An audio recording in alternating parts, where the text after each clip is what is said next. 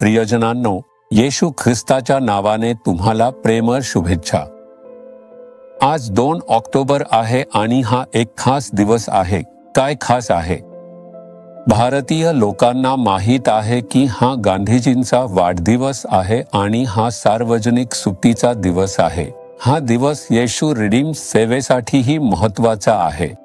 2 October 1978 रोजी ही सेवा एका लहान प्रार्थना गटापासून सुरू झाली होती। याच दिवशी आम्ही 30 ते 40 जण एका घराच्या गॅलरीत एकत्र आलो आणि येशू रिडीम सेवेसाठी प्रार्थना सुरू केली। प्रभूच्या कृपेने आज आम्ही 47 वर्षे पूर्ण करू शकलो आहोत। 1974 साली प्रभूने मला प्रत्यक्ष भेटून बोलावले आणि सेवेसाठी बोलावले। मी स्वतःला समर्पित केले। सेवेसाठी मी स्वतःला समर्पित केल्याला 51 वर्षे झाली आहेत। येशू रिडीम सेवेला सुरुवात होऊन 47 वर्षे झाली आहेत। मी मागील दिवसांकडे पाहतो। तुमच्या आयुष्यातही मागील दिवसांकडे एकदा पहा। तो दिवस जेव्हा तुम्ही तारले गेलात किंवा तुमचा जन्म झाला, जेव्हा तुम्ही तुमचा व्यवसाय किंवा सेवा सुरू केलीत, तो दिवस जेव्हा तुम्ही नोकरीला लागलात, तुम्ही ज्या वाटेने चालत आलात त्या वाटेकडे मागे वळून पहा। तुम्ही काय म्हणू शकता?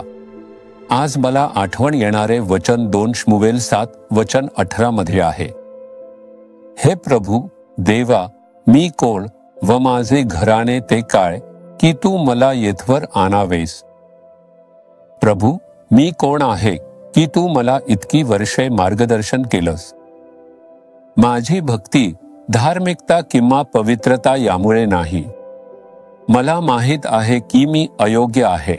माझी अयोग्यता फक्त मला आणि देवाला माहीत आहे। पण तरीही प्रभूने मला इतक्या दूर कसा नेलं हे त्याचा अनुग्रह आणि दया आहे। मी कोण आहे आणि माझं घराणं काय? मी हे नेहमी विचार करतो। मी ज्या ठिकाणी जन्मलो, नालुमावडी हे एक खेडेगाव आहे। माझा जन्म एक धार्मिक कुटुंबात झाला आणि मी अनेक देवांची पूजा करत होतो। मी येशूला द्वेष करत होतो। येशू माझ्या शोधात आला, बरे केले, मृत्यूचे खाट बदलले। त्याने स्वतःला मला प्रकट केलं, मला वाचवलं, अभिषेक केलं आणि मला आपला सेवक केलं। आज इतक्या लोकांसाठी त्याने मला आशीर्वादाचा माध्यम का केलं? माझ्यात कोणती पात्रता आहे? हे मी विचारलं की माझ्या डोळ्यात पाणी येतं आणि मी प्रभूचे आभार मानतो आणि त्याची स्तुती करतो। तुम्ही अशा अयोग्य असलेल्या मलाही निवडलं आणि इथपर्यंत नेलं। प्रभू, तुझे धन्यवाद। कारण मी अयोग्य असूनही त्याच्या डोळ्यात मला कृपा मिळाली, म्हणून मी इतकी सेवा करू शकतो। मी आठवतो तेव्हाही मी प्रभूचे आभार मानतो। तुमच्या आयुष्यातही तुम्ही पार केलेला मार्ग आठवा। हे तुमच्या पात्रतेमुळे किंवा पवित्रतेमुळे आहे का?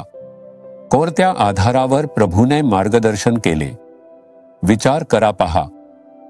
हे आपल्या पवित्रतेमुळे किंवा आपल्या धार्मिकतेमुळे नाही, तर देवाच्या कृपेने आहे। देवाने दिलेली कृपा, याचा विचार करा, प्रभूचे आभार माना।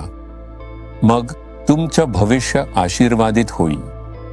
जर तुम्ही अभिमानाने म्हणत असाल की हे तुमच्या कौशल्यामुळे, धार्मिकतेमुळे, प्रामाणिकपणामुळे, पवित्रतेमुळे आहे, तुम्हाला देवाची कृपा गमवावी लागू शकते। म्हणूनच मी प्रभूची कृपा आठवतो, आभार मानतो। मी आभार मानतो, त्याची स्तुती करतो। तुम्हीही या सेवेसाठी माझ्यासाठी आभार माना, प्रार्थना करा। तुमच्यावर आणि तुमच्या कुटुंबावर असलेल्या कृपेचा विचार करा आणि देवाची स्तुती करा। प्रभू, तू मला इथपर्यंत नेलं आहेस। प्रभू, मी कोण आहे की तू मला अशी शिक्षण, काम आणि सेवा दिलीस? स्वतःला नम्र करा आणि त्याची स्तुती करा। प्रभू, हे सर्व तुझीच कृपा आहे। मग देवाचे हृदय आनंदित होईल। तुम्हाला त्याची कृपा सतत मिळत राहील। त्याचे आशीर्वाद तुमचा पाठलाग करतील। आज तुम्ही असे म्हणाल का? तुमच्या आयुष्याचा विचार करा। तुमचा हात हृदयावर ठेवा आणि म्हणा, प्रभू, मी कोण आहे की तू मला इथपर्यंत नेलं? मी कोण व माझे घराणे ते काय की तू आमच्यावर इतके आशीर्वाद दिलेस?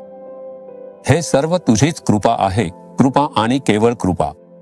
मी ते लक्षात ठेवतो आणि तुला धन्यवाद देतो. प्रभू, मी तुला लाखो धन्यवाद अर्पण करतो. येशूच्या नावाने तू मला पुढे नेशील यावर माझा विश्वास आहे. येशूच्या नावाने आमेन, आमेन.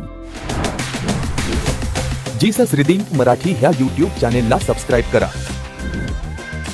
सबस्क्राईब बटनावर क्लिक करा आणि बेल चिन्हावरही क्लिक करा. दररोजच्या नवीन कार्यक्रमांची माहिती मिळवा.